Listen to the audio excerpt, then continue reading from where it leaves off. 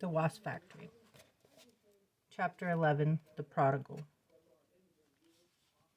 I woke from my last bout of restless sleep with the duvet on the floor beside the bed. Nevertheless, I was sweating. I got up, had a shower, shaved carefully, and climbed into the loft before the heat up there got too severe. In the loft, it was very stuffy. I opened the skylights and stuck my head out, surveying the land behind and the sea in front with my binoculars. It was still overcast. The light seemed tired and the breeze tasted stale. I tinkered with the factory a bit, feeding the ants and the spider and the Venus, checking wires, dusting the glass over the face, testing batteries and oiling doors and other mechanisms. All more to reassure myself than anything else. I dusted the altar as well as arranged everything on it carefully, using a ruler to make sure all the little jars and other pieces were arranged perfectly symmetrically on it.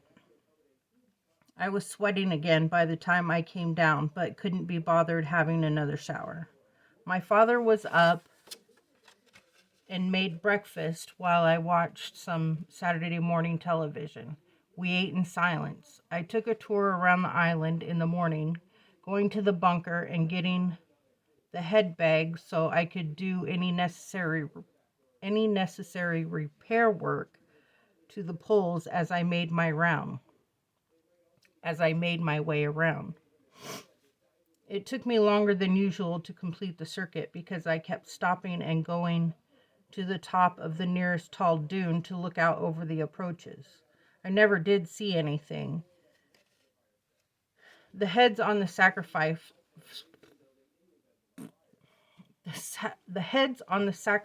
poles were in fairly good repair.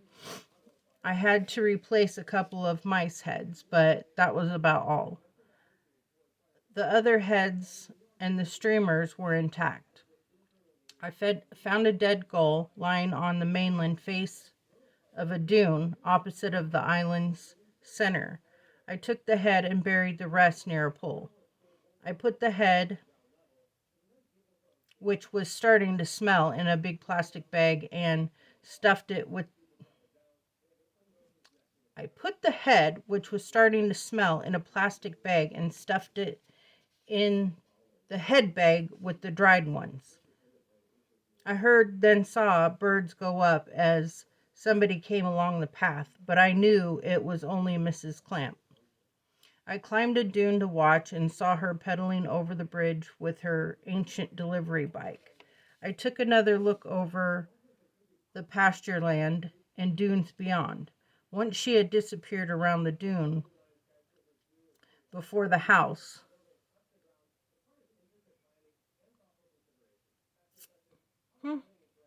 I took another look over the pasture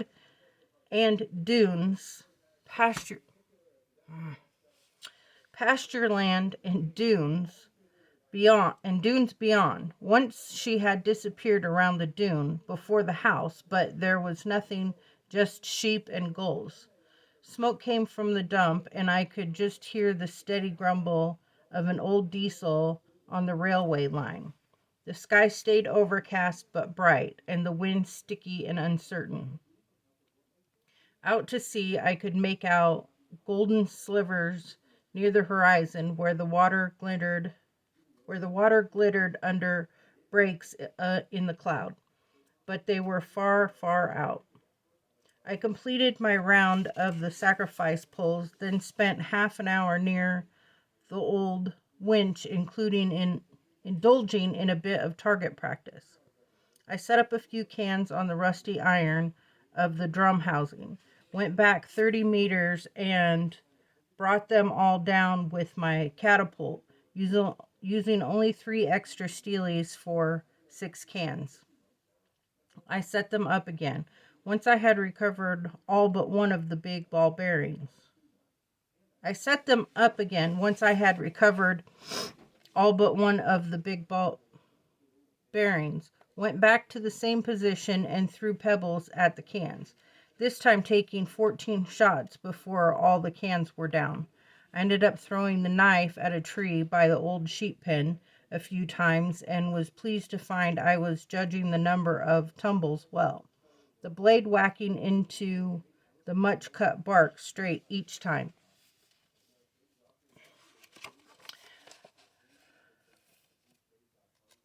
Did I just skip a page? No. Back in the house, I washed, changed my shirt, then appeared in the kitchen in time for Mrs. Clamp serving up the first course, which for some reason was piping hot broth. I waved a slice of soft, smelly white bread over it while Mrs. Clamp bent over the bowl and slurped noisily, and my father crumbled wholesome bread, which appeared to have wood shavings in it, over his plate. "And how are you, Mrs. Clamp?" I asked pleasantly. "Oh, I'm all right," Mrs. Clamp said, drawing her brows together like a snagged end of a wool being unraveled from a sock. She completed the frown and directed it at the dripping spoon just under her chin, telling it, "Oh yes, I'm all right.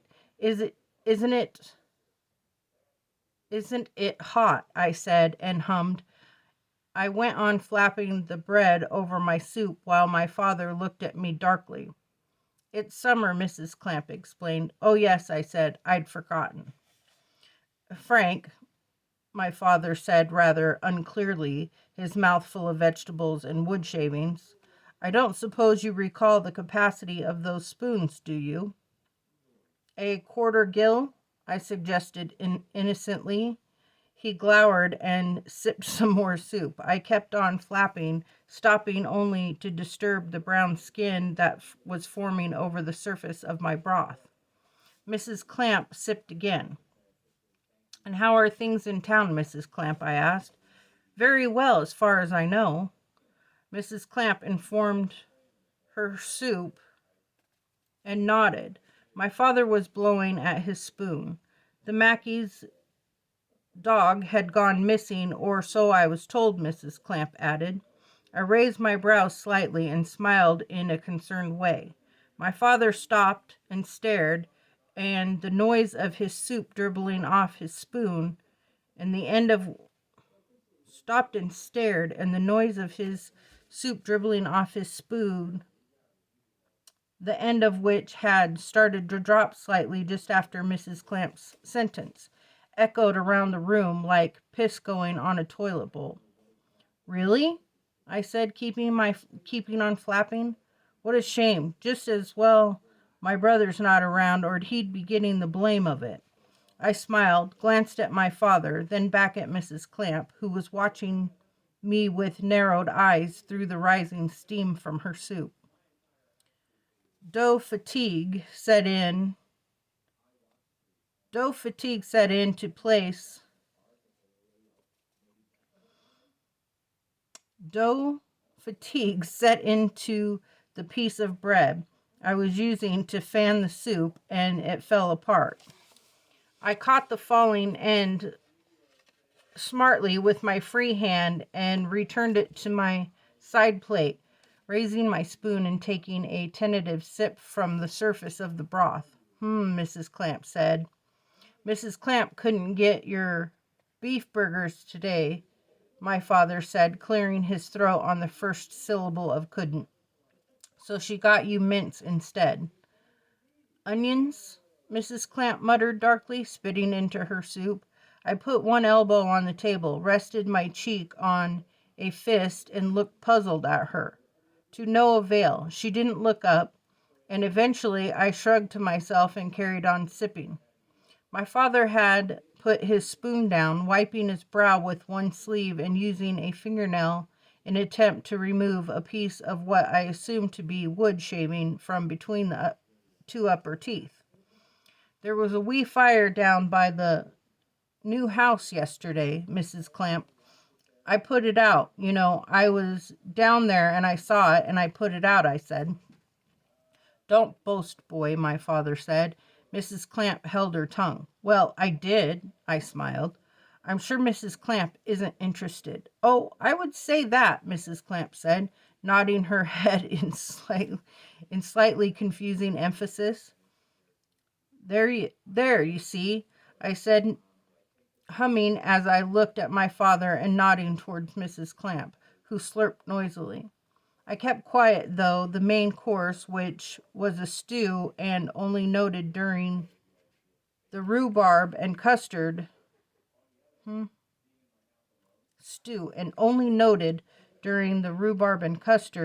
it had a novel addition to the medley of flavors, when in fact the milk it had been made from had obviously been most profoundly off. I smiled, my father growled, and Mrs. Clamp slurped her custard and spat her stumps of rhubarb out on her napkin, onto her napkin. To be fair, it was a little undercooked. Dinner cheered me up immensely, and although the afternoon was hotter than the morning, I felt more energetic. There were no slits of distant brightness out over the sea, and there was a thickness about the light coming through the clouds that went with the charge in the air and the slack wind.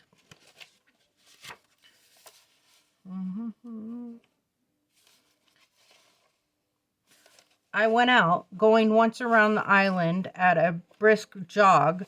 I watched Mrs. Clamp depart for the town, then I walked out in the same direction to sit on top of the tall dune a few hundred meters into the mainland and sweep the sweltering land with my binoculars. Sweat rolled off me as soon as I stopped moving, and I could feel a slight ache starting in my head. I had taken a little water with me, so I drank it, then refilled the can from the nearest stream. My father was doubtless right that sheep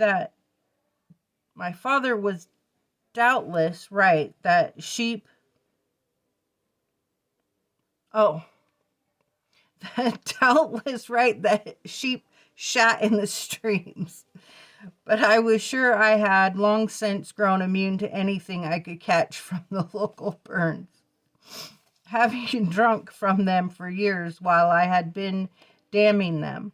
I drank more water than I really felt like, and returned to the top of the dune. In the distance, the sheep were still lying on the grass. Even the gulls were absent, and only the flies were still active. The smoke from the dump still drifted, and another line of hazy blue rose from the plantations in the hills, coming up from the edge of the clearing where they were harvesting the trees for the pulp mill, farther up the shore of the Firth. I strained to hear the sound of the saws, but couldn't. I was scanning the binoculars over that view to the south when I saw my father. I went over him, then jerked back. He disappeared, then reappeared. He was on the path heading for town. I was looking over to where the jump was and saw him climb the side of the dune. I liked to power the bike down. Saw him climb the side of the dune. I liked to power the bike down. I had first caught sight of him as he had crested the jump itself. As I watched, he seemed to stumble on the path just before the summit of the hill, but recovered and kept going. His cap vanished over the far side of the dune. I thought he looked unsteady, as though he was drunk. I put the glasses down and rubbed my slightly scratchy chin. This was unusual, too. He hadn't said anything about going into town. I wondered what he was up to. I ran down the dune, leaped the stream, and went back to the house at a fast cruise. I could smell whiskey when I went through the back door. I thought back to how long ago we had eaten and Mrs. Clamp had left. About an hour and a half. I went into the kitchen where the smell of whiskey was stronger, and there on the table lay an empty half bottle of malt. One glass on its side nearby. I looked into the sink for another glass, but there were only dirty dishes laying in it. I frowned.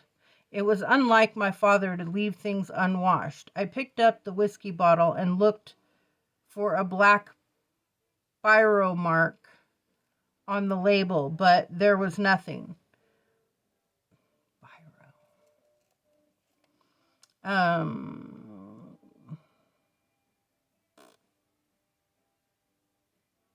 But there was nothing.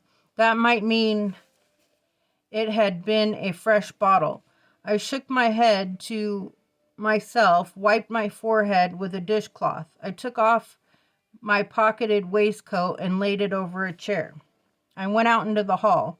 As soon as I looked upstairs, I saw that the phone was off the hook, lying by the side of the set. I went up to it quickly, picked it up. It was making an odd noise. I replaced it on the cradle, waited a few seconds, picked it up again, and got the usual dialing tone. I threw it down and sprinted upstairs to the study, twisted the handle, and throwing my weight against it, it was solid. Shit, I said. I could guess what had happened, and I had hoped my father might have left the study unlocked. Eric must have called. Dad gets the call, is shocked, gets drunk, probably heading for town to get more drink. Gone to the off license. Or I glanced at my watch. Was this the weekend? By Rob Roy's all-day license started. Was this the weekend the Rob Roy's all-day license started? I shook my head. It didn't matter. Eric must have called. My father was drunk. He was probably going to town to get more drunk or to see Diggs. Or maybe Eric had arranged a rendezvous. No, that wasn't likely. Surely he would contact me first. I ran upstairs, went up into the close heat of the loft, opened the land side skylight again, and surveyed the approaches through the glasses. I came back down, locked the house, went back out, jogging to the bridge and up the path, making detours for all the tall dunes once more. Everything looked normal. I stopped at the place I had last seen my father, just on the crest of the hill leading down to the jump. I scratched my crotch in exasperation, wondering what was the best thing to do. I didn't feel right about leaving the island, but I had a suspicion that it was in or near the town that things might start happening. I thought of calling Jamie up, but he probably wasn't in the best condition to go traipsing around Port Neal looking for father or keeping his nostrils open for the smell of burning dog.